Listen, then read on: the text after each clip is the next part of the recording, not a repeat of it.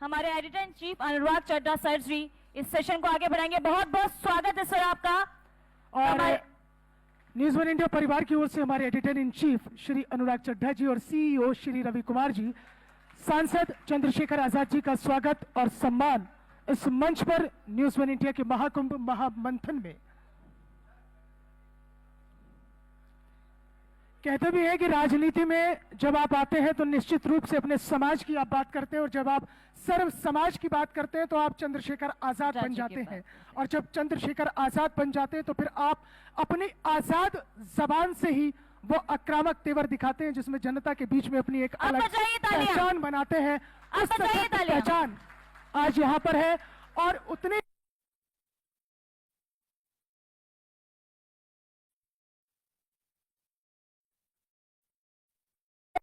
हमारे श्री अनुराग चड्ढा जी एक सशक्त और दमदार आवाज के साथ अब होगा वार्तालाप और उसमें होगी बातचीत, वो अनछुए पहलू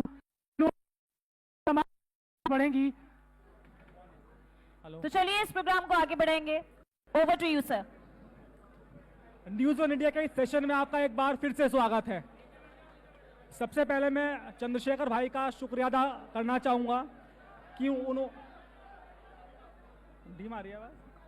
सबसे पहले मैं चंद्रशेखर भाई का शुक्रिया अदा करना चाहूंगा। उन्होंने बहुत कीमती समय में से अपना समय निकाला हमारे लिए। और मुझे याद है कि जब हम इनको इनवाइट कर रहे थे तो उन्होंने कहा था कि यार मुझे इनवाइट मत करो, और जिस होटल में आप इनवाइट कर रहे हो उसके इतने लोग मेरे आएंगे कि उसके शीशे तक टूट सकते हैं। और वाकई जो आपके फॉलोअर्स की संख्या है यहाँ पर दिखाई दे रही है। और आपने कहा था कि अभी तो मैंने बताया नहीं है अपने लोगों को कि मैं यहाँ पर आ रहा हूँ। तो बहुत बहुत शुक्रिया चंद्रशेखर आजाद भाई। धन्यवाद अनुराग भाई, बहुत बहुत धन्यवाद। तो इंटरव्यू की शुरुआत करने से पहले मैं 2 लाइन चंद्रशेखर भाई के बारे में बोलना चाहूंगा। देखिए, वैसे तो राजनीति में बहुत सारे लोग संघर्ष करते हैं, बिल्कुल चंद्रशेखर आजाद जैसे लोग, लेकिन जो राजनीति में मंझे हुए खिलाड़ी होते हैं, बड़ी बड़ी पार्टियां होती हैं, वो ब्रांड बन जाती हैं। और जो नया नया राजनीति में व्यक्ति उभरता है उसे गिराने की, डराने की बहुत कोशिशें होती हैं, क्योंकि ये लोग अच्छी तरह से जानते हैं कि जो व्यक्ति उभर रहा है इसमें दम है, ये कल को आगे जाएगा, उनकी जगह लेगा। इसलिए उनके मनोबल को तोड़ने की कोशिश की जाती है। और चंद्रशेखर जैसे और न जाने कितने लोग हैं जिनको उभरने से पहले ही खत्म कर दिया जाता है, लेकिन चंद्रशेखर उन लोगों में से हैं जिन्होंने संघर्षों का चट्टान की तरह खड़े होकर सामना किया और आज एक बड़ा दरख्त बन चुके हैं। तो एक बार जोर से तालियां चंद्रशेखर जी के लिए। एक बात मैं और कहना चाहूंगा, जब ये सहारनपुर में अपनी एक्टिविटी शुरू कर रहे थे राजनीति की, तो जो उत्तर प्रदेश में जो लोग कहते हैं कि भाई जो दलित राजनीति है उसकी तो सिर्फ मायावती मसीहा है, ऐसे में दलित पॉलिटिक्स का और दूसरा कोई मसीहा नहीं बन पाएगा। लेकिन चंद्रशेखर आजाद ने पार्लियामेंट में पहुंचकर उन लोगों के प्रश्नों का जवाब दे दिया है और कहीं ना कहीं बताने की कोशिश की है कि फिलहाल उत्तर प्रदेश में जो भविष्य की दलित पॉलिटिक्स है वो किसके हाथ में जाएगी। और बहुत सारे प्रश्न उन्होंने पार्लियामेंट में जाकर दे दिए हैं और उनके जवाब आज हम चंद्रशेखर आजाद से लेने की कोशिश करेंगे। चंद्रशेखर जी, सबसे पहला सवाल मेरा आपसे ये है कि आपने मायावती की पार्टी भी ज्वाइन की थी, काम किया था आपने मायावती जी के साथ, तो बसपा छोड़ने की मुख्य वजह क्या रही? देखिए, मैं गुजारिश करूंगा सभी लोग शांत रहें, आजाद भाई का वक्तव्य सुने। वो मान्यवर काशी राम जी द्वारा आंदोलन जी,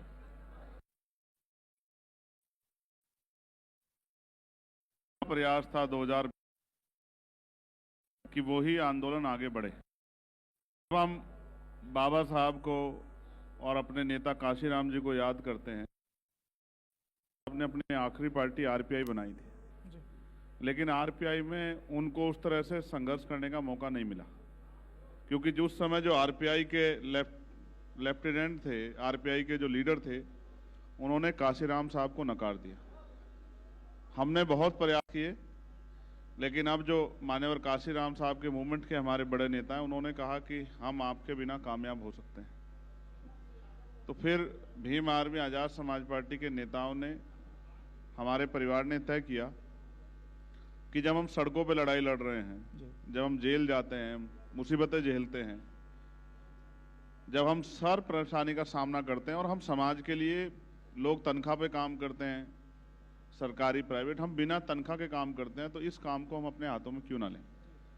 क्योंकि इसके पीछे भी बाबा साहब अम्बेडकर की लाइन थी कि राजनीति में हिस्सेदारी ना करने का सबसे बड़ा दंड ये होगा कि योग्य लोग आपके ऊपर शासन करेंगे। आज प्रदेश और देश को आप देखोगे तो आपको लगेगा कि अगर योग्य लोग शासन कर रहे,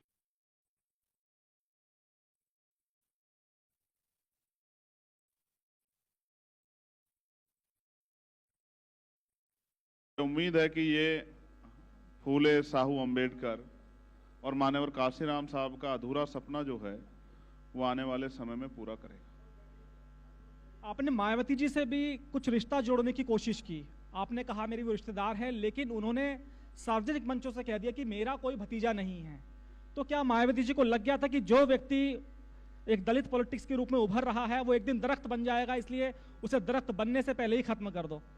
नहीं, मैं ऐसा नहीं मानता हूँ। वो हमारी बड़ी हैं और हमारी नेता भी हैं, और मैं तो आपके मंच से उनके दीर्घायु होने की कामना करता हूँ।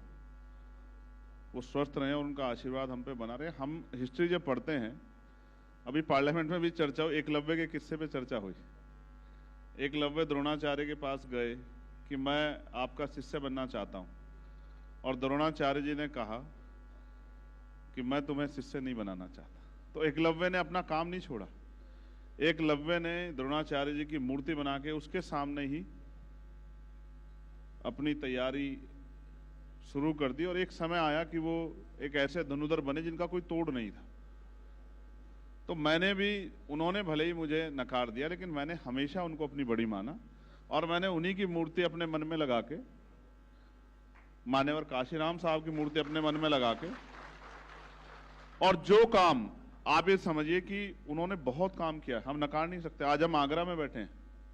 एक समय था कि आगरा में जो एक बड़ी आबादी वो जूते के व्यापार से जुड़ी हुई है, और एक समय था कि बिल्कुल टैक्स फ्री करके आगे बढ़ने का अवसर जो है यहाँ के लोगों को दिया गया, जिससे कि यहाँ के लोगों में हिम्मत पैदा हो। तो ऐसा नहीं है, उन्होंने बहुत काम किया, नकार नहीं सकते हम, लेकिन अभी बहुत काम बाकी है। जैसे आप ये समझिए कि समाज में 10% तबका बहुजन समाज में तैयार हो गया, लेकिन अभी 90% समाज हाशिए पे है। और मेरी और मेरे जैसे लाखों लोगों की जिम्मेदारी है कि वो अपना तन मन धन, अपना शरीर और अपना जीवन बलिदान करके अपने महापुरुष सीख लेके इस आंदोलन को कामयाब करें कि ये देश समतामूलक समाज बने, ये देश समता, समानता, बंधुत्व, भाईचारे का देश बने, ये देश सम्राट अशोक और बुद्ध के सपनों का देश बने। वो तभी संभव है जब बहुत सारे लोग ईमानदारी से काम करें, और मैं कोशिश कर रहा हूं, और मैं धन्यवाद दूंगा आगरा के अपने साथियों का और उत्तर प्रदेश और पूरे देश के साथियों का, जिनकी वजह से मैं हूं। मैं तो एक छोटा सा सिपाही, जैसे आपके यहाँ भी जो कैमरे का काम कर रहे हैं वो दिखते थोड़ा ही है, लेकिन उनका भी योगदान है। ऐसे बहुत सारा हिस्सा है जिनका योगदान है, लेकिन दिखता वही जो दिखाया जाता। तो मैं तो इस मूवमेंट का एक जर्रा हूँ, सिपाही हूँ। हमारे लीडर्स यहाँ बैठे हैं, उन्हीं की संघर्ष की वजह से आज मैं मेंबर ऑफ पार्लियामेंट भी हूँ। सांसद जी, आपने बात महाभारत की, आपने बात की एकलव्य की और गुरु द्रोण की, लेकिन उस वक्त की महाभारत में गुरु द्रोण ने एकलव्य का अंगूठा मांग लिया था। लेकिन अगर मायावती जी आपसे गुरु दक्षिणा के रूप में मांगे कि आप राजनीति छोड़ दो, तो क्या आज का एकलव्य राजनीति छोड़ देगा अपने गुरु के लिए? देखो, आज मेरे कंधों पर जिम्मेदारी है, और मैं जहां तक समझता हूं,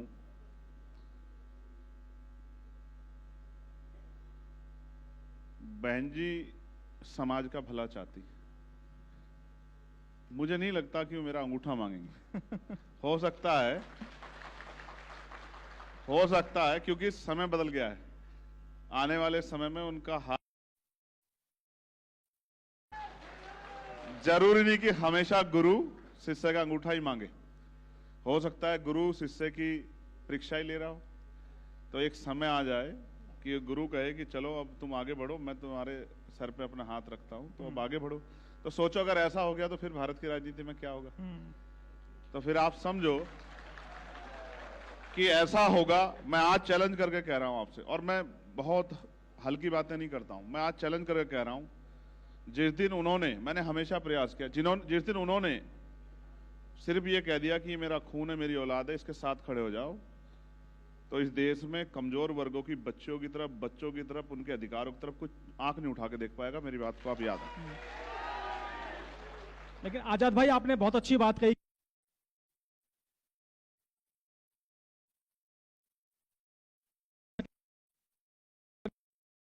पहनता है 10 लाख के जूते पहनता है, उसको राजनीति में उतारा है। वो 50 करोड़ की घड़ी पहने, वो 50 करोड़ के जूते पहने, मैं बड़ा खुश हूं। मेरा भाई, ये क्या दिक्कत होती है? क्या वो अकेला है जो घड़ी पहनता है? क्या वो अकेला है जो जूते पहनता है? बगैर बाकी लोग क्या बगैर घड़ी के रहते हैं? बाकी लोग क्या बगैर जूतों के रहते हैं? और हमने तो बहुत दिनों तक, मैं तो आगरा में बैठ के कह रहा हूं, हमने तो यहाँ जूते बना बना के अपना पेट पाला है। अगर हम जूते पहनने लगे, मगर सोचो कि अगर हम अपने अधिकारों को छीनने वालों को जूते मारने लगे, तब क्या होगा? आप सोचो। लेकिन आजाद भाई, अगर हम आपकी राजनीतिक गुरु की बात करें, चूंकि आपने कहा कि मैंने अपने मन मंदिर में उनकी तस्वीर बसा रखी है, 2007 में मायावती जी की सरकार पूर्ण बहुमत से बनी, 2012 में अखिलेश जी की सरकार आई और मायावती जी एक तरह से हाशिए पर चली गई। 2014 का चुनाव जी, जहां बसपा शून्य पर रही, उसके बाद 2022 की अगर मैं बात करूं तो मात्र एक एमएलए, अगर मैं गलत नहीं हूं तो वापस चलो 2019 की भी बात कर। 19 की बात मैं इसलिए नहीं करूंगा क्योंकि 19 में एक कॉकटेल गठबंधन था। चलो 17 जो की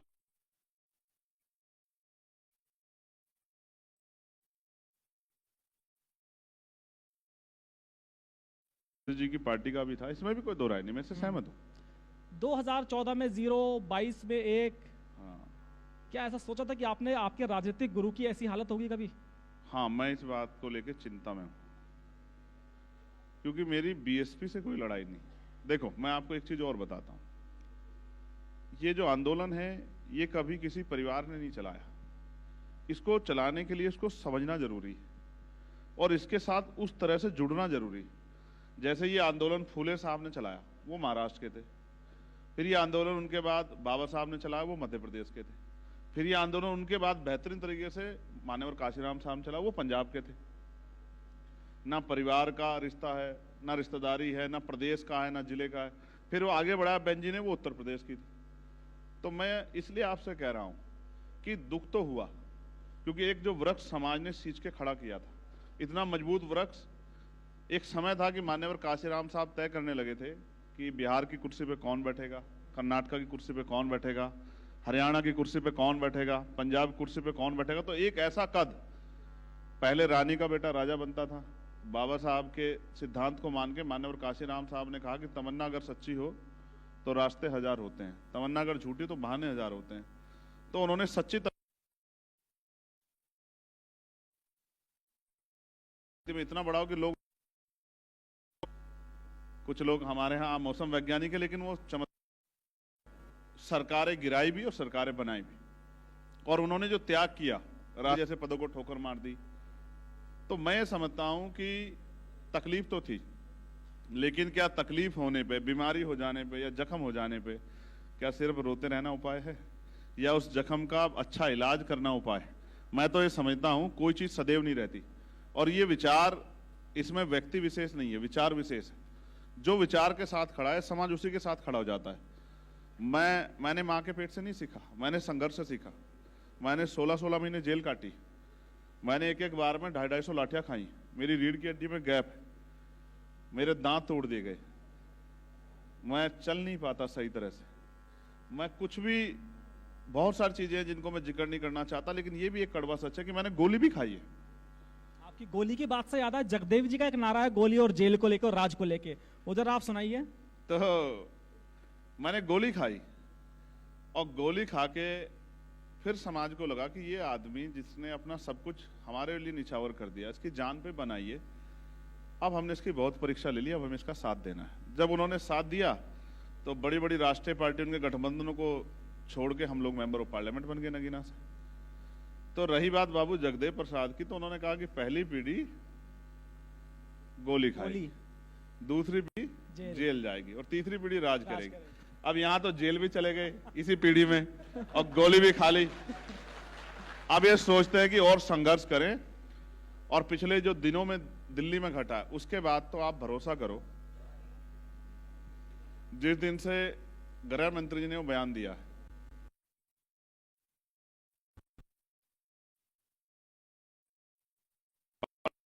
हूं जैसे बहुत कुछ छिन गया हो। मन आता है कि सड़कों पे उतर के सरकार को बताएं कि हम जवाब दे सकते हैं। साथियों से भी चर्चा करते हैं, फिर सोचते हैं अभी कुछ पार्टी आंदोलन कर रही है, उनको कर लेने दो, क्योंकि अब हम पे विकल्प है। हम इस बार एक हरियाणा में एक कहावत है, मैंने हरियाणा चुनाव लड़ा, वो कहते हैं रड़ काट देंगे। इस बार हम सरकार की रड़ काट देंगे, हमने भी तय कर लिया है। और हम पे 14 अक्टूबर 1956 भी एक रास्ता है। मैं आज आपके माध्यम से कहना चाहता हूं कि अगर कोई बाबा साहब अंबेडकर का अपमान करने का प्रयास करेगा तो 14 अक्टूबर 1956 भी हम पे एक रास्ता है, सरकार भूले ना।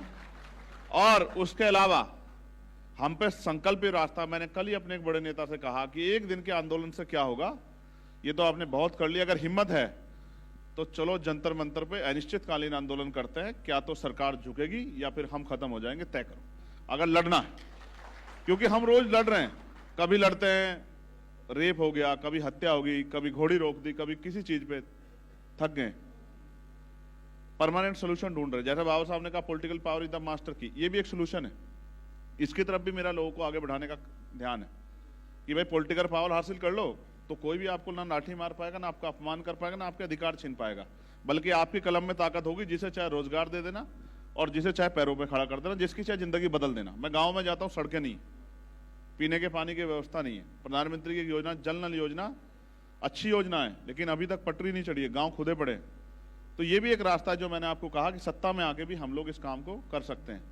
लेकिन मैंने उनसे ये कहा कि एक संकल्प मेरे साथ कर लो कि अगले 2.5 साल घर नहीं जाएंगे, दिन रात मेहनत करेंगे और 2027 में पहली इनके ताबूत में, भाजपा के ताबूत में पहली कील उत्तर प्रदेश से ठोकने काम करेंगे, उत्तर प्रदेश में राजकाज लाने काम करेंगे। सांसद जी, 2024 के चुनाव का जो नतीजा आया जी, उसमें संविधान ने बड़ी भूमिका निभाई। जितने भी जिसमें पॉलिटिकल लोगों ने जितनी चर्चाएं की, जितना मंथन किया, उसमें लगा कि अगर संविधान की बात अगर लोगों तक नैरेटिव नहीं बनाते तो कहीं ना कहीं भारतीय जनता पार्टी का उत्तर प्रदेश में हाल नहीं होता।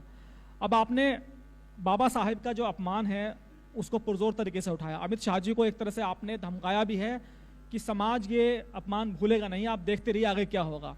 तो क्या है मंशा सांसद चंद्रशेखर की? देखो, हमें हमारे गुरुओं ने सिखाया कि बोलने से गुस्सा निकल जाता है, तो दिल में रखो और समय आने पे जवाब दो। हम 2 अप्रैल को निकले, हम 21 तारीख को निकले, हमने कई मामलों पे एक दिन का धरना प्रदर्शन कर लिया, लेकिन अब मैंने तय किया कि मार्च के बाद मैं घर नहीं बैठूंगा। उत्तर प्रदेश की कोई गली, कोई मोहल्ला, कोई तहसील, कोई कस्बा, कोई शहर हम लोग नहीं छोड़ेंगे जहां जाके हम लोगों से नहीं कहेंगे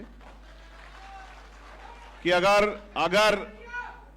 अपमान समझते हो तो अपमान का हिसाब भी चुकाना सीखो। तो मैंने कहा कि जिस कुर्सी पे बैठ के हमारे लोगों को अपमानित किया जा रहा है, वो कुर्सी हम इनके नीचे तक खींच लेंगे। और फिर जैसे काशीराम साहब ने कहा था कि मैं करोड़पति को रोडपति भी बना सकता हूं, तो मैं आपसे कहता हूं कि जिन्होंने ये किया है उनसे वो कुर्सियां हम लोग छीन लेंगे, जिन कुर्सियों पर बैठ के वो इतने अहंकार में है। मतलब आप केंद्र सरकार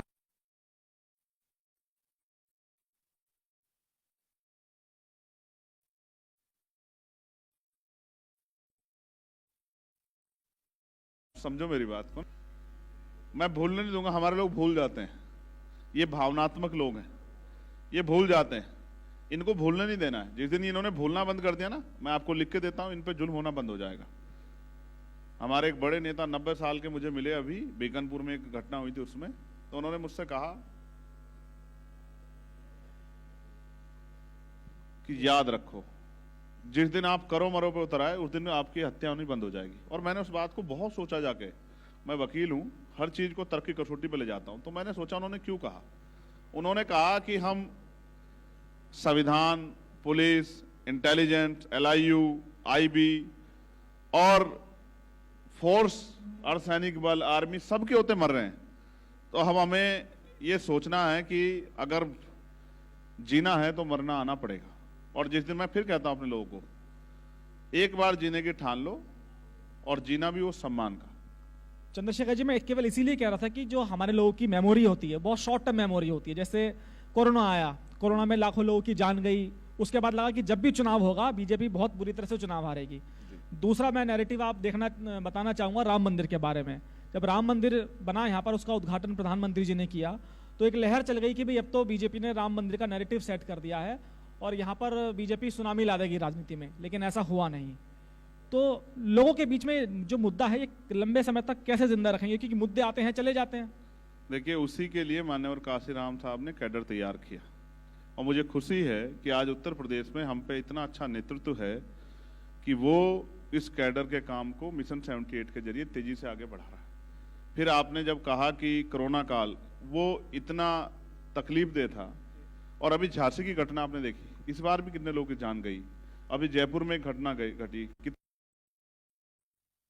फिर कह रहा हूं, भारत में लोगों की जान की कीमत कम है और मुझे इस पे ये भी ऐतराज है कि मीडिया उस तरह से घटनाओं पे चर्चा नहीं कराती, जवाब नहीं मांगती, क्योंकि मीडिया को देख के ही परसेप्शन बनता है। मीडिया चाहे तो बड़े से बड़े आंदोलन को छोटा दिखा दे और मीडिया चाहे तो एक छोटे से आंदोलन को बहुत बड़ा विरोध दिखा दे। तो मीडिया का भी कहीं ना कहीं दोष रहा, कोरोना काल हो या राम मंदिर का जो निर्माण कार्य हुआ। मगर जनता के जो मुद्दे हैं वो भी आज लोगों को समझना पड़ेगा। ये 21वीं सदी है, लोगों के पास सोशल मीडिया है, लोगों के पास फोन है, लोगों के पास तंत्र, लोग देखते हैं कि भाई ये सरकार जो कर रही है ये वास्तविकता में अच्छा काम कर रही है, ये सिर्फ दिखावा कर रही है। और आज जनता सरकार की सच्चाई से वाकिफ हो गई। हम 2 सीटों पर लड़े 2024 में, एक नगीना, दूसरी डुमरियागंज। डुमरियागंज में हम एक दिन पहले हमने तय किया कि हमारी लीडरशिप ने कि चुनाव लड़ना है, और आपके जान के खुशी होगी 81,000 से ज्यादा वोट हमें पड़े। बड़ी तीसरी राष्ट्रीय पार्टी को 30-32 हजार वोट पड़े। और ये सोचे कि अगर हमने पहले से वहां तैयारी की होती, जबकि लोग मन बना चुके थे, तो परिणाम वही होता जो नगीना में था। लोग अब समझदार हो गए और लोग देख रहे हैं कि कौन उनके लिए लड़ रहा है।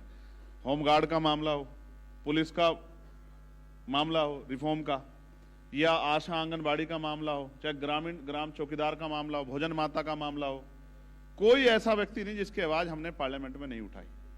सबके लिए हम लोग पार्लियामेंट में हमने आवाज उठाई, मंत्री जाके मिले, उनसे कहा, आग्रह किया कि साहब आप सरकार में हो तो करो ना। आपके अभी सरकार के मंत्री आए थे, उनसे भी मैं 3 दिन पहले मिला। मैंने उनसे कहा मैं नगीना क्षेत्र से जीत के आया हूं, उनको वहां की जनता का मेरे ऊपर कर्ज है। वहां महिलाओं को आज भी घर चलाने के लिए भट्टों पे काम करना पड़ता है, कोलू पे काम करना पड़ता है, उनको खेतों में काम करना पड़ता है, उनको दिहाड़ी मजदूरी करनी पड़ती है, 100-120 ईंटें सर पे उठा के ऊपर चढ़ना पड़ता है। आप वहां एमएसएमई के जरिए रोजगार की व्यवस्था कराओ। उन्होंने हालांकि मुझसे कहा कि आप आओ मेरे साथ बैठो, हम लोग चर्चा करेंगे किस तरह वहां की महिलाओं को रोजगार मिले, वहां के नौजवानों को रोजगार मिले। इसके लिए मैं जो हमारे मिनिस्टर हैं MOS, उनके पास गया, उनसे मैंने कहा कि वहां के नौजवान को रोजगार कैसे मिले। तो इसके लिए मैंने कहा आपकी जो योजना है सरकार की, उसको धरातल पर ले जाने की जरूरत। मैं कोशिश कर रहा हूँ। राजनीति का मतलब ये नहीं कि सिर्फ विरोध करना है, हमारी कोशिश है कि किसी भी तरह से लोगों के काम आ सके, उनको आंसू पूछ सकें, उनके जिंदगी में खुशहाली ला सकें। और जिस तरह से हमने वन नेशन और वन एजुकेशन की बात हमने पार्लियामेंट में उठाई, 1 नेशन 1 हेल्थ सिस्टम की बात हमने पार्लियामेंट में उठाई, अभी तक शायद नहीं उठा पाया कोई इस तरह से। और जिस दिन ये सिस्टम लागू होगा, आप देखना बहुत बड़ा बदलाव जो है देश में होगा। और मैंने प्राइम मिनिस्टर को भी 3 दिन पहले पत्र लिखा कि अगर प्राइम मिनिस्टर वाकई में बाबा साहब अम्बेडकर को मानते हैं, और अब तो विपक्ष भी कह रहा है कि वो भी बाबा साहब अम्बेडकर को मानते हैं, लेकिन हालांकि इनको देखने के लिए इनके कार्यकाल में बाबा साहब अम्बेडकर के विचारों पे क्या काम हुआ, बाबा साहब अम्बेडकर के विचारों को कितना आगे बढ़ाया गया, बाबा साहब अम्बेडकर की सोच पे को कितना मजबूत किया, ये भी आप देख सकते हैं इनके कार्यकाल के आधार पर। ये इसी से पता लग जाएगा कि कौन कितना अम्बेडकरवादी है। लेकिन फिर भी आज तो माहौल अच्छा है पार्लियामेंट में, तो मैंने 10-12 मांगे प्राइम मिनिस्टर को लिखी कि साहब आप देश के प्रधानमंत्री, इनको लागू करा दो, तो हम भी मान लें कि आप जो हैं बाबा साहब अम्बेडकर का अनुयायी है। और अगर आप नहीं लागू कराते तो ये भी स्पष्ट हो जाएगा कि आपका बाबा साहब अम्बेडकर के प्रति प्रेम और विपक्ष का बाबा साहब अम्बेडकर के प्रति प्रेम वो इसलिए दिखावा है कि आज कमजोर वर्गों पे बाबा साहब अम्बेडकर के 4-4 बच्चों की कुर्बानियों से वोट का अधिकार है। ये वोट का अधिकार है जो खुद को राजा महाराजा कहते हैं, हमारी गलियों में आते हैं, हमारे पैर पकड़ते हैं, हमें भाई कहते हैं, हमारे बराबर में बैठते हैं, हमारे साथ भोजन करते हैं, हमारा झूठा पानी पीते हैं, और ये कहते हैं कि हम आपके अपने, हमें वोट दे दो। जिस दिन वोट का अधिकार चला गया इन कमजोर वर्गों से, इनकी बस्तियों में पैर रखने नहीं आएगा कोई। और वोट होते हुए, अनुराग भाई, वोट होते हुए इनकी बस्तियों के हाल ऐसे कि आप वहां से कोट पैंट पहन के निकल नहीं सकते, क्योंकि नालियों का पानी की निकासी नहीं है और इतना इतना पानी भरा हुआ है सड़कों पे और बुरे हाल है। बिजली पानी की व्यवस्था नहीं है, कोई पूछने वाला नहीं है। मैं उड़ीसा होके आ, पीने के लिए पानी आज 75 साल बाद अमृत काल मना रहे हैं, पीने के लिए पानी नहीं है। इसलिए मैंने कहा अमृत काल नहीं, धमकी काल है ये। धमकी दो, डराओ और सरकार बनाओ। चंद्रशेखर जी, एक सवाल का जवाब मैं आपसे लेना चाहूँगा। जिस तरह से पार्लियामेंट में पहले बाबा साहब का अपमान हुआ, उसके बाद विपक्ष ने वहाँ धरना प्रदर्शन किया, बाबा साहब की जो तस्वीरें थी वो पार्लियामेंट में आ गई। उसके बाद बीजेपी को लगा कि कहीं ना कहीं डैमेज कंट्रोल करना चाहिए। ये जो सांसदों के साथ मार पिटाई का मामला हुआ, आपको लगता है कि इशू को डाइवर्ट करने की वाकई कोशिश है या मामला कुछ और है? देखिए, एक सच को छिपाने के लिए कई झूठ बोलने पड़ते हैं। सच सच होता है।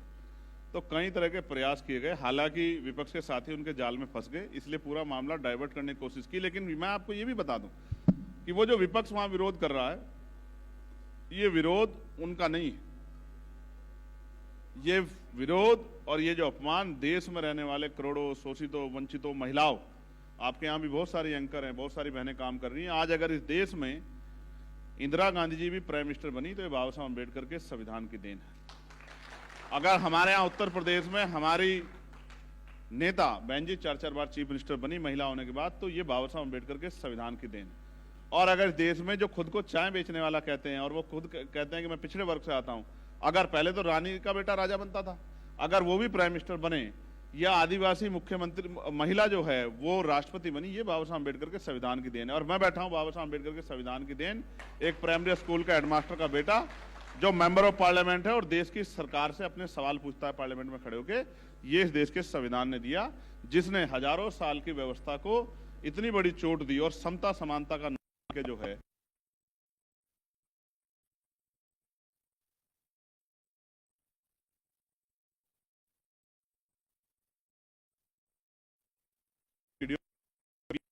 इस पीढ़ी बिना काम करे अच्छे जीवन बिता सकती है, और एक तरफ वो लोग जिनके बच्चे रात को पेट पे हाथ फेर के सो जाते हैं और उनके माँ बाप जो है भोजन की जगह कोई बात उनको सुना देता है कि कल आपका अच्छा दिन आएगा।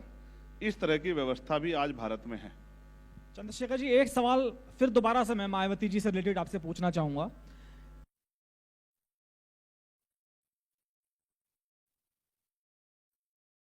समाजवादी पार्टी हो या कांग्रेस हो, वो कभी दलितों की बात इतनी नहीं करती थी, लेकिन जैसे जैसे मायावती का दलितों को लगा कि भाई मायावती अब उनकी मसीहा नहीं रही हैं और उन्होंने उनको राजनीतिक शक्ति देने से मना कर दिया, तो उसके बाद मुझे लगा कि तमाम दलों में होड़ लगी दलितों को लुभाने की कि भाई हम ही आपके सबसे बड़े मसीहा हैं। 2024 में आपने देखा कि समाजवादी पार्टी ने किस तरह से संविधान की किताबें हाथ में ली और कहा कि भाई संविधान खत्म हो जाएगा, दलितों का आरक्षण हम लोग खत्म कर देंगे। तो क्या वाकई आपको लगता है कि जो मायावती के हाथ से जो दलित फिसला है उस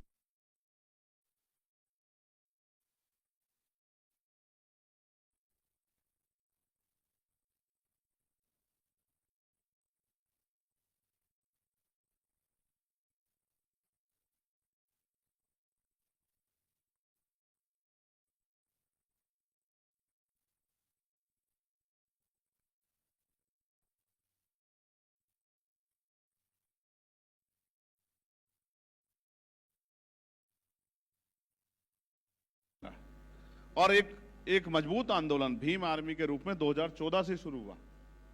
जब हम राजनीतिक रूप से कमजोर हुए तभी हमने अपनी सामाजिक जिम्मेदारी को कंधों पे उठा के सामाजिक आंदोलन को भीम आर्मी के जरिए मजबूत किया। और वो इतना एग्रेसिव आंदोलन था कि भीम आर्मी का नाम सुन के अधिकारी अपने दफ्तरों के कुंडे बंद कर लेते थे कि भीम आर्मी के लोग आ रहे हैं। उस आंदोलन में शक्ति थी, उस आंदोलन में गूंज थी, उस आंदोलन में विचार था, उस आंदोलन में जुनून था। उस आंदोलन की शक्ति से सभी दलों को लगा कि अगर ये आंदोलन तेजी से आगे बढ़ता रहा तो फिर ये समाज इधर से हटके इस लीडरशिप में चला जाएगा। तो उसको कोशिश की जा रही है, लेकिन वो समाज समझदार समाज, वो जानता है कि समय समय पे किसी ने कमी नहीं छोड़ी जख्म देने में, चाहे वो जो आज सत्ता में इनसे पहले सत्ता वाले रहे हो और चाहे उत्तर प्रदेश में जो आज सत्ता में इनसे पहले वाले सत्ता वाले रहे हो। सबने समय समय पे जब मौका मिला ऐसा इलाज किया कि ये हमारे आंदोलन ने इनको 10 कदम आगे बढ़ाया, उन्होंने इनको 20 कदम पीछे धकेलने का काम किया। और और आपने तो मैं इस मंच के माध्यम से कहना चाहता हूं, जुल्म नहीं हो रहा है। आज मुसलमानों पे, आज जैनों पे, ईसाई, बौद्धों पे, आज पिछड़ों पे जो जुल्म हो रहा है वो भी किससे छिपा हुआ नहीं है। और जुल्म की शकल ये नहीं कि उनकी हत्या कर दी गई, जुल्म की शकल ये कि उनके कारोबार खत्म किए जा रहे हैं, जुल्म की शकल ये कि आरक्षण खत्म किया जा रहा है, जुल्म की शकल ये है कि उनकी हिस्सेदारी खत्म की जा रही है, जुल्म की शकल ये है कि उनकी लीडरशिप खत्म की जा रही है, और जुल्म की शकल ये है जो हम संभल में देख रहे हैं कि किस तरह जो है नंगा नाच जो है संभल में किया गया, और किस तरह से जो है जो इनके सियासी नेता थे उनको पकड़ पकड़ के जेल में बंद किया गया। और अजमेर हो या कोई और प्रयास हो, ये सब भी इस बात का उदाहरण है। और मैं आपके मंच के माध्यम से आज कह रहा हूं, मैं चंद्रशेखर आजाद आज आपके मंच के माध्यम से कहता हूं कि आप अंबेडकरवादी जो सबको साथ लेकर चलना चाहता है, लेकिन अगर किसी भी समाज को डराने का काम किया जाएगा, चाहे वो हमारे जैन भाई हो, चाहे सिख भाई हो, चाहे बौद्ध भाई हो, चाहे ईसाई भाई हो, और चाहे हमारा बड़ा परिवार मुस्लिम परिवार के लोग हों, हम ईंट से ईंट सरकार की बजा देंगे अगर इनको अपमानित करने का काम किया जाए। यानी कि अब दलित पॉलिटिक्स के अलावा आप सब समाज की पॉलिटिक्स करेंगे। अब हम हर उस व्यक्ति का हाथ पकड़ेंगे जो शोषित है, जो पीड़ित है, जिस पर जुल्म हो रहा है। और जब हम किसी की आवाज उठाते हैं तो उसकी जाति नहीं देखते हैं, ये देखते हैं कि उसकी तकलीफ में हम क्या काम, उसकी मदद करके उसकी तकलीफ को कम कर सकते हैं। और मैं फिर कह रहा हूं, जाति, अब बाबा साहब अम्बेडकर का ने तो किताब लिखी जातिहीन समाज की, तो मैं आज आपके माध्यम से पूछना चाहता हूं कि देश के प्रधानमंत्री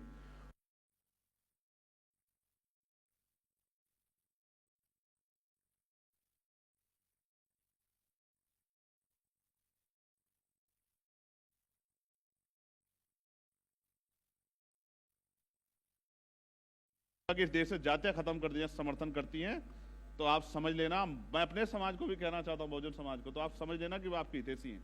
और अगर वो कहें कि जाति व्यवस्था बना कर रखेंगे, आपको पीटेंगे, आप पे जुल्म भी करेंगे, आपके अधिकार भी छीनेंगे और बाबा साहब का पोस्टर भी लहराएंगे, तो आप ये भी समझ लेना कि उनका अपना स्वार्थ है। चंद्रशेखर जी, जहां तक मायावती जी की बात है, तो दलित समाज की वो हीरो थी। जब वो उत्तर प्रदेश की मुख्यमंत्री जब बनी तो दलितों का सम्मान ऊंचा हुआ और उनको लगा कि उनका अपना कोई है। और मैंने कई बार उनकी कवरेज की, मैं उनके खुद, जैसे आप उनके फ़ैन हैं, आप उनको अपना गुरु मानते हैं, मैंने भी उनकी कार्य करने की क्षमता देखी। एक बार सुबह की बात है कि मैंने रात में एक खबर चलाई थी, मैं एक नेशनल चैनल में काम करता था, कि एक शादी थी, शादी में कुछ बदमाश कन्यादान का लिफाफा लूटकर फरार हो गए। और न्यूज़ चैनल में बहुत छोटी सी पट्टी चली, लेकिन उस जिले के एसएसपी को सुबह मायावती जी ने उठा लिया कि भाई ये तेरे क्षेत्र में घटना कैसे हुई, और उस एसएसपी को पता नहीं था कि ये कन्यादान का लिफाफा भी छीना है। तो ये मायावती के काम करने का वाकई तरीका भी था। एक बार की मैं आपको घटना बताऊं, वो एक काशीराम योजना में जो आवास बनते हैं वहाँ गई थी, तो उन्होंने लाउड स्पीकर के माध्यम से पूछा अपने लोगों से कि भाई आपके यहाँ पानी आता है नहीं आता है, मुंह उठा के ऊपर। तो चौथी मंजिल वाले लोगों ने कहा आप पानी आता है। तो मायावती जी ने कहा अधिकारियों से मत डरो, अगर नहीं आता तो बताओ, ये अधिकारी ऊपर पानी भर के लाएंगे बाल्टियों में। तो ये मायावती का एग्रेशन था और लोग उससे बहुत खुश होते थे। ये जो महापुरुषों ने हमें संघर्ष करके, आप देखें ना, बाबा साहब का संघर्ष, अपने 4 बच्चे कुर्बान कर दिए, सुख सुविधाएं छोड़ दी। मान्यवर काशीराम साहब ने अपनी पूरी जिंदगी अपने परिवार को भी नहीं देखा, पिता की डेथ हुई नहीं गए, बहन की शादी हुई नहीं गए। तो ये तो हमने अपने बहन जी ने भी, बहन जी आज भी हमारी हीरो, हमने ये उन्हीं से सीखा। और मैं कहता हूँ ये तो आपने पुरानी पिक्चर देखी, अब जब मौका मिलेगा तो आप नई पिक्चर देखना। अब मैं आपसे बस उसी पॉइंट, मैं चंद्रशेखर भाई उसी पॉइंट पर आ रहा हूँ, नई पिक्चर क्या होगी मैं वही जानने की कोशिश कर रहा हूँ, क्योंकि आप वो नेता हैं, आप जनता के बीच में जाते हैं, अपने समाज के लोगों के बीच में जाते हैं, और जिस जाति के लोगों पर जुल्म होता है उनके बीच में जाते हैं। तो इसीलिए आपके फॉलोअर्स की संख्या लगातार बढ़ रही है, और इसी का नतीजा है कि आज आप देश की पार्लियामेंट में पहुंचे हैं, जहां पर लोग आपको पहुंचने नहीं देना चाहते थे। उनका भी भला हो जो नहीं चाहते थे उनका भला हो, और जो चाहते थे उनका ज्यादा भला हो। रही बात, मैं आपसे फिर ये कहूंगा, ये लड़ना हमने अपने महापुरुषों से सीखा है, और ये आज से नहीं तो लंबे समय से चली आ रही इस देश में। वर्ण व्यवस्था, जाति व्यवस्था और ये सांप्रदायिकता, ये सब चला आ रहा है धर्म के आधार पे, फिर अब जाति के आधार पे जुल्म जो है सदियों चला आ रहा है। और ये गुस्सा नहीं है, ये हमारा तरीका है जिससे हम अपने लोगों का मनोबल बढ़ाते हैं और उनको उनकी शक्ति का एहसास कराते हैं। मैं तो फिर आपसे कह रहा हूं, अब जब मौका मिलेगा तो मैं आपको चैलेंज करके कहता हूं कि एनसीआरबी का डाटा आप देख लेना, जो काम 50 साल में नहीं हुआ वो 1 साल में होगा। मेरी बात को आप याद रखें। और ये भी डाटा देख लेना, अगर नियत हो सरकार की, जैसे मैं आपका यहां का जिक्र करूंगा, मैंने एक कारोबार की बात की थी आपको, जूता व्यापारियों की। अब जूता व्यापारियों ने यहाँ की सरकार को पत्र लिखा, वित्त मंत्री को, कि साहब हम पे से जीएसटी का टैक्स कम करो, क्योंकि आप तो रोजगार नहीं दे रहे, लेकिन हम यहाँ लाखों लोग जो हैं उस जूते के व्यापार से जुड़े हुए हैं। एक जूता बनता है जो मशीन से बनता है, मशीन मैन्युफैक्चरिंग होता है, एक जो हाथ से बनता है, जो हैंडीक्राफ्ट जिस दायरे में हम उसको लाते हैं। तो उन्होंने कहा कि आप ये देखो कि जहां भी उत्तर प्रदेश में हाथ से जूता बनता हो, उसको आप जो है एक अलग कैटेगरी बना के इस पर टैक्स कम कर दो, जिससे ये लोग आगे बढ़ पाए। लेकिन अभी तक मैंने भी पत्र लिखा, लेकिन वित्त मंत्री ने सुत नहीं ली। मगर आप सोचो कि सरकार रोजगार देने में फेल हो रही है और ये लोग रोजगार दे रहे हैं। मशीन से जूता बनेगा तो 1 घंटे में 50 जोड़ी जूते बन जाएंगे, 100 जोड़ी, लेकिन हाथ से बनेगा तो 1 दिन लगेगा। लेकिन जब सरकार रोजगार नहीं देखती, रोजगार के दूसरे अवसर है, तो इनका टैक्स क्यों नहीं कम करती सरकार?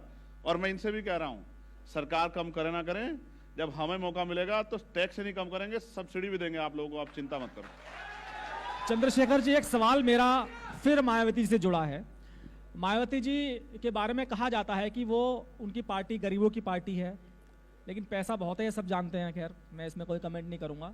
लेकिन जो टिकट देने की प्रथा है, जब तो कोई व्यक्ति चंदा नहीं देता तब तक पार्टी में टिकट नहीं मिलता, चाहे पार्टी के कितने पुराने नेता हों और जो या चुनाव जीतने की दक्षता रखते हों, उनको भी टिकट नहीं मिलता। शायद यही कारण है कि आज बसपा अपने हाशिए पर है। और एक सवाल इसमें मेरा ये भी है कि चंद्रशेखर आजाद की पार्टी भी अभी गरीब पार्टी है, क्या वो भी चंदा लेकर टिकट देंगे या वाकई दक्ष लोगों को टिकट देंगे? देखो, मैं शायद आप जवाब नहीं दे पाओगे अनुराग भाई। आप मुझे ये बता दो कि बीएसपी के पास कितना फंड है, अगर आपको एग्जैक्ट जानकारी हो। और फिर ये भी बता दो कि कांग्रेस, समाजवादी, टीएमसी और भाजपा के पास कितना फंड है, ये भी बता दो। और ये भी बता दो इलेक्ट्रल बॉन्ड से चंदा किसको मिला, ये भी बता दो पूरे देश को। आज आपके चैनल के माध्यम से पता लग जाए कि चंदा देके धंधा लोगों का काम इस देश में कौन कर रहा है। और आप सारे सवाल उनमें पूछ रहे, वो सरकार में नहीं, ना वो विपक्ष है ना सरकार में। आप मुझसे सरकार में पूछते तो मैं बताता किस तरह इस देश को दोनों हाथ से लूटा जा रहा है। डबल इंजन की सरकार नीचे से भी लूट रही है और ऊपर से भी लूट रही है, और जनता की जेब खाली हो रही है। रही बात टिकटों की, तो हमारे यहाँ जो पॉलिसी है वो पॉलिसी किसी पार्टी पे नहीं है, चाहे 100 साल पुरानी हो चाहे 70 साल पुरानी। हम लोकशाही में हैं और हमारी स्टेट की टीम तय करती है कि किसको लड़ाना है, और वो जिले से आती है बात, और वो जिसको तय करते हैं मैं उनसे ही कह देता हूं, जो स्टेट के प्रभारी। अक्सर वो कहते हैं कि आपको साइन करने चाहिए, मैं कहता हूं कि आप ही करो, मेरा काम तो एक कार्यकर्ता का है। हमारी पार्टी विचारधारा के आधार पर है। और रही बात, मैं उनको भी प्रोटेक्ट नहीं कर रहा, उनके ऊपर ये आरोप लगे, इनका जवाब उनको देना है। लेकिन ये सच है कि पैसे की राजनीति से गरीबों के अंदर जो नेतृत्व था, जो संघर्ष का नेतृत्व था, वो नेतृत्व आना बंद हो गया है। और इसमें सिर्फ पैसा नहीं, इसमें परिवार भी योगदान में आता है। आज कोई लीडरशिप उठा के देख लो किसी पार्टी की, सब कहते हैं कि हम परिवारवाद के खिलाफ हैं, लेकिन सबके यहाँ बराबर है। लेकिन ये भी एक कड़वा सच है कि हम इन दोनों चीजों से दूर होके, और मैं आज इस मंच से आपसे कहता हूं, कोई नहीं कह पाएगा, ऑन रिकॉर्ड कह रहे हैं, हमारे लीडर सुन रहे हैं, मैं आज आपको इस मंच से कहता हूं कि मेरे परिवार में जो आने वाली पीढ़ी है वो इस पार्टी में अगर काम भी करना चाहेगी तो वर्कर बन के काम करेगी, लीडर बन के कभी नहीं काम करेगी। और मैं कोशिश करूंगा कि वो किसी और प्रोफेशन में जिसमें उनका दिल हो उसमें जाके काम करें। क्योंकि अगर मेरे बाद कोई आंदोलन को चला पाएगा तो वो चला पाएगा जिसने मेरी तरह जुल्म सहा होगा या जिसमें लड़ने की शक्ति होगी। मेरे परिवार का बच्चा जो है, जो सुख सुविधा में पलेगा, क्योंकि मुझे तनख्वाह मिलती है, वो नहीं लड़ पाएगा। क्योंकि लड़ने के लिए फिर फौलाद का जिगरा चाहिए होता है। गोली खाना कोई आसान काम नहीं, गोली की आवाज से लोग भाग जाते हैं। मैंने बहुत कुछ देखा है जिंदगी में। मैंने एक बार में 250 लाठियां खाई है, और जब रीढ़ की हड्डी चटकती है ना तो पसीना कहां से आता है आप शायद ना जानते हो, मुझे पता है। चंद्रशेखर जी, आपने कहा कि आप परिवारवाद के खिलाफ है, और बहुत अच्छा लगा कि आपने खुले मंच से कह दिया कि जब आप राजनीति में और ज्यादा सफल हो जाएंगे तो आपके परिवार से कोई नहीं आएगा, बल्कि वो लोग आएंगे जो आपके संघर्ष के साथी हैं, जिनमें वाकई ऑन रिकॉर्ड कह रहा हूं, ऑन रिकॉर्ड कह रहे हैं, ये बात आपकी अच्छी ये आपके पास रहेगी। हाँ, अब ये होता क्या है ना, कोई कह देता तो बाद में वो एक क्लिप चिपकाते हैं। लेकिन मेरा सवाल यहाँ पर आपसे ये है कि 2027 का चुनाव आप अकेले लड़ेंगे या समझौता करेंगे, किसी से कोई गठबंधन होगा? देखो, जनता से उत्तर प्रदेश के बहुजन समाज से गठबंधन करना है, और बाकी अगर चुनावी अलायंस कोई होगा तो वो स्टेट की लीडरशिप तय कर देगी। जो वो तय कर देगी, हम तो उनके सामान्य कार्यकर्ता वही मानेंगे उनकी बात को। क्योंकि लोकशाही, आप कहते हैं ना, लोकशाही लोकतंत्र है हमारे यहाँ। अगर उनको लगेगा गठबंधन करना तो करेंगे, और नहीं लगेगा तो नहीं करेंगे, बस लड़ेंगे मजबूती से। लेकिन आपकी विचारधारा परिवारवाद के खिलाफ है, और उत्तर प्रदेश में समाजवादी पार्टी हो या कांग्रेस की बात करें, उनमें परिवारवाद है। तो अपनी विचारधारा के साथ समझौता करेंगे आप? मैं आपको फिर बता दूं, पॉलिटिकल अलायंस परमानेंट नहीं होते हैं। इस पे आपको मैं बाबा साहब अम्बेडकर के बहुत सारे कोट दे सकता हूं। उन्होंने कहा अगर 51% सहमति हो तो हम राजनीतिक समझौते कर सकते हैं। वो ये भी नकारते हैं कि रोटी बेटी का रिश्ता करो, वो भी कहते हैं साथ खाना भी ना खाओ, लेकिन अपनी समस्याओं से लड़ने के लिए और जो नुकसान हो रहा है प्रदेश को, देश को, उसको, उस नुकसान को रोकने के लिए, प्रदेश की जनता और देश की जनता की खुशहाली के लिए अगर 51% सहमति हो तो मिलजुल के काम कर लेना चाहिए। हम अपनी पार्टी में उनके विचार नहीं ला रहे हैं, उनके विचार उनके साथ और हमारे विचार उनके साथ है, अपने साथ हैं, और हम अपने विचारों के साथ ही आगे बढ़ेंगे। ये बात भी मैं आपको स्पष्ट करना चाहता हूँ। उत्तर प्रदेश के मुख्यमंत्री योगी आदित्यनाथ का एक नारा था कि बटेंगे तो कटेंगे, बहुत फेमस हो रहा है, सोशल मीडिया पर वायरल हो रहा है। कह रहे हैं कि जी हरियाणा में सरकार इस नारे ने बनवा दी, महाराष्ट्र में सरकार बनवा दी। आप क्या कहना चाहेंगे इस नारे के बारे में? नहीं, मुझे किसी के नारों पे कुछ नहीं कहना, मगर इस नारे से हमारे लोगों को सीख लेनी चाहिए कि बहुजन समाज जब तक 6743 जातियों में बटा रहेगा तभी तक कटता रहेगा, तभी तक लूटता रहेगा, तभी तक पिटता रहेगा। और जिस दिन एकजुट हो गया, बहुजन समाज बन गया, उस दिन ना लूटेगा, ना कटेगा, ना पिटेगा, और आत्म सम्मान का जीवन, स्वाभिमान का जीवन जिएगा, मुख्य धारा में आएगा और वो सुख सुविधा प्राप्त करेगा जो सुख सुविधा इस देश के उद्योगपति और जो ताकतवर लोग हैं वो लोग ले रहे हैं। यानी कि इस नारे का इस्तेमाल आपने अपने पर्सनल फायदे के लिए कर ही लिया? मेरा पर्सनल फायदा तो यही है कि ये मूवमेंट आंदोलन आगे बढ़े। मेरा पर्सनल भी ये है, मेरा परिवार भी ये है, और मेरा सब कुछ यही है कि बहुजन समाज अपने पैरों पे खड़ा हो जाए। संबल के मुद्दे पर आप क्या कहना चाहेंगे? आप भी वहां पर जाना चाहते थे, आपको नहीं जाने दिया गया। संबल में सरकार के सारे पे नंगा नाच हुआ, और संबल में जिस तरह से लोगों को पीटा गया, लोगों पे गोलियां चलाई गई, ये लोकतंत्र की हत्या थी। और अपने अपराध छिपाने के लिए वहां लोगों को जाने से रोका गया। सब सरकार की देखरेख में, कोई छिपावा नहीं है। जब हम ताकत में आएंगे इसकी जांच कराएंगे और जांच दोषी अधिकारियों पे सख्त कार्रवाई करेंगे कि दोबारा कोई ऐसा अधिकारी ऐसे काम ना करे। आपने जेल में जाकर आजम खान से मुलाकात की थी। उस मुलाकात के बाद बहुत सारे लोग अलग अलग राजनीतिक पिक्चर बनाने लगे। उस राजनीतिक पिक्चर का क्या खुलासा आप करेंगे कि फ्यूचर में क्या होने जा रहा है? क्या किसी परेशान व्यक्ति की मदद करना राजनीतिक काम है? नहीं, बिल्कुल काम नहीं है राजनीतिक काम, लेकिन राजनीति में कहा जाता है कि राजनीति में कोई भी काम, कोई भी स्टेप बिना काम के नहीं होता, उद्देश्य होता है। मैं ये बताता हूं आपको, इस्लाम का एक कोट है कि अगर आप किसी की मदद करते हैं और उसके पीछे आपका स्वार्थ है, उसमें आप कोई मदद चाहते हैं, तो मदद जो है वो जो आप मदद कर रहे हैं वो बेकार साबित हो जाती है, वो मदद नहीं रहती, वो स्वार्थ हो जाता है। तो मैं ये कह रहा हूं कि हम कोई भी काम करते हैं, आज चुनाव नहीं था, देखिए मैं 21 तारीख में गया, 20 में वोट पड़ गए थे, तो मैं ये भी नहीं कहा कि चुनावी फायदा हो जाए, लेकिन मैं अपने किसी साथी का हाथ नहीं छोड़ता। जिसको मेरी जब जरूरत होती है मैं उसके साथ खड़ा था, और जिसके साथ मैं खड़ा हूं, और जिसके साथ नहीं हूं, जिसके साथ उसके साथ हूं। इस बात से कोई फर्क नहीं पड़ता कि वो जेल में है या घर में है या महल में, से कोई फर्क नहीं पड़ता। सरकारी जो क्षेत्र हैं उनमें दलितों को जो आरक्षण मिला है उस पर भी लगातार बहस चल रही है। ऐसे में आपने एक नया विवाद छेड़ दिया है।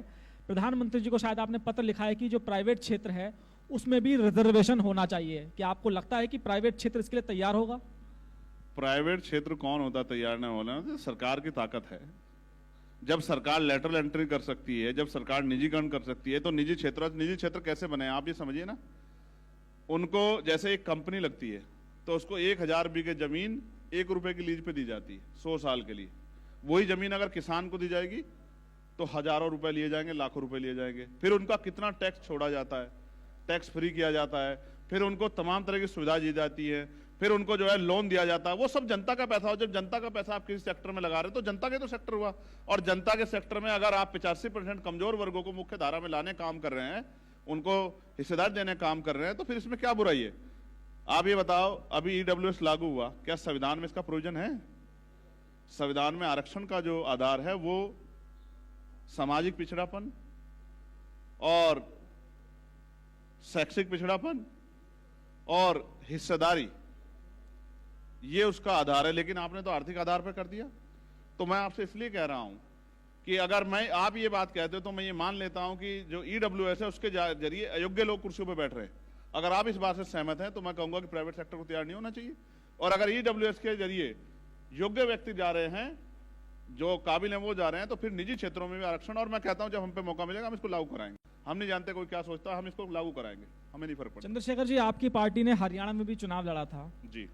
पहले आपको कहा जाता कि आप लोग मायावती के वोट काट रहे हैं, लेकिन जो हरियाणा के कुछ सीटों को मैंने देखा वहां पर लगा कि बसपा ने अगर आपका वोट ना काटा होता तो आपके प्रत्याशी चुनाव जीत जाते।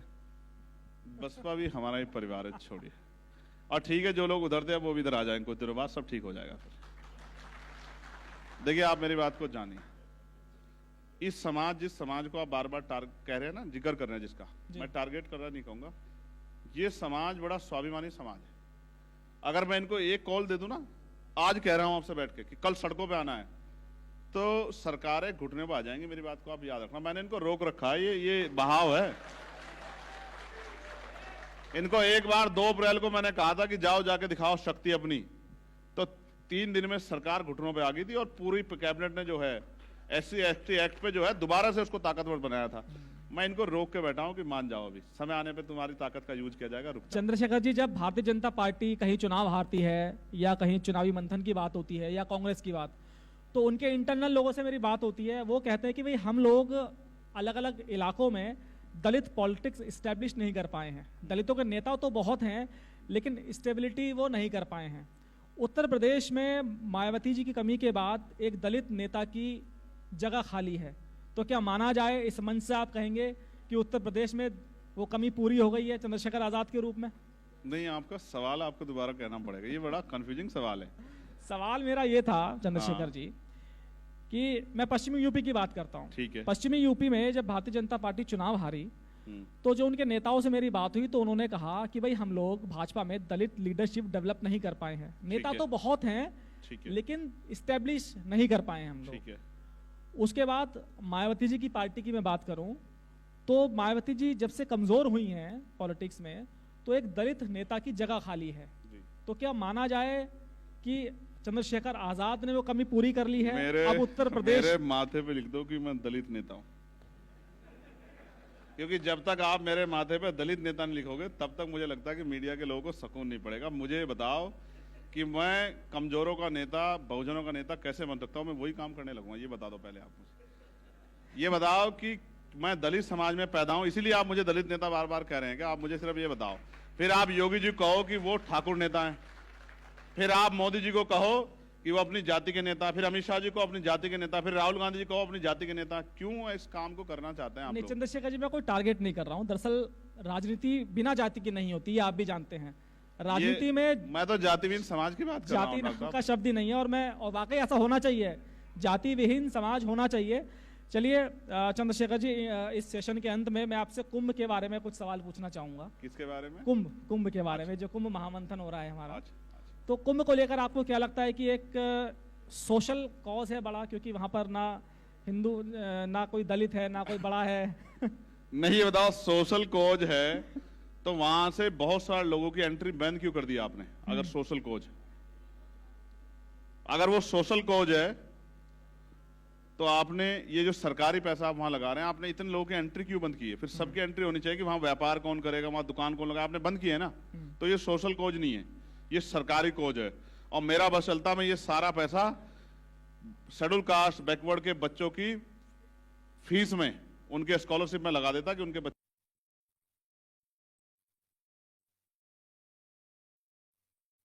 उन्नति के बगैर सामाजिक गैर बराबरी दूर होने के लिए इनकी आर्थिक उन्नति भी होना जरूरी, जिसका किसी सरकार पे कोई रास्ता नहीं है। हम लोगों पे इसका आर्थिक उन्नति का रास्ता है और हम लोग आर्थिक उन्नति करेंगे, इनको मुख्य धारा में लेके आएंगे और तब आप देखना समाज में बदलाव होगा। तब वो होगा जो बाबा साहब अम्बेडकर चाहते थे, वो नहीं, नारा लगाने से नहीं बनेगी बात। चलिए चंद्रशेखर जी, बहुत बहुत शुक्रिया आपका, आपने अपनी राय बहुत बेबाकी से रखी और आपकी बातों को सुनकर मुझे लगा, पहले तो आप मायावती जी के बारे में काफी बोलते थे, लेकिन मुझे लगता है कि इन दिनों रिश्ते बहुत अच्छे हुए हैं और 2027 में मुझे लगता है कुछ वाकई बड़ा होने वाला है। बहुत बहुत शुक्रिया चंद्रशेखर भाई। धन्यवाद धन्यवाद धन्यवाद धन्यवाद, बहुत बहुत धन्यवाद। अभी सांसद जी एक अभी रुकेंगे, एक मिनट अभी समय, एक मिनट अभी समय है। चंद्रशेखर जी एक मिनट अभी समय है भैया, सम्मानित होंगे अभी, एक मिनट। चंद्रशेखर जी, क्योंकि बहुत शुक्रिया, आपका आभार, आपने अपना कीमती समय हमें दिया और आप युवाओं को बहुत प्रेरित कर रहे हैं। युवा आपकी तरफ बहुत आकर्षित होता है और इसलिए कहा भी जाता है कि संघर्षों के साये में बदलाव की अग्नि जलती है, उस और जमाना चलता है जिस और जवानी चलती है। बहुत बहुत आपका मैं इसको थोड़ा सा इसको कंप्लीट कर देता हूं। हाँ प्लीज, जरूर। कि संघर्षों के साये में घनघोर जवानी पलती है और इतिहास उधर झुक जाता है जिस ओर जवानी चलती है। बहुत बहुत और एक मिनट। हाँ, मैं एक चीज बोलूंगा, हाँ, चंद्रशेखर जी, क्योंकि doctor Rajat Arora, MD Yashoda group of hospital के, वो उनके सम्मान में अभी स्टेज पे हैं। प्लीज नारेबाजी नहीं। हाँ, तो अभी उनके सम्मान में डॉक्टर रजत अरोड़ा, जो कि एमडी हैं यशोदा ग्रुप ऑफ हॉस्पिटल के, उनको नारेबाजी। 1 मिनट भैया।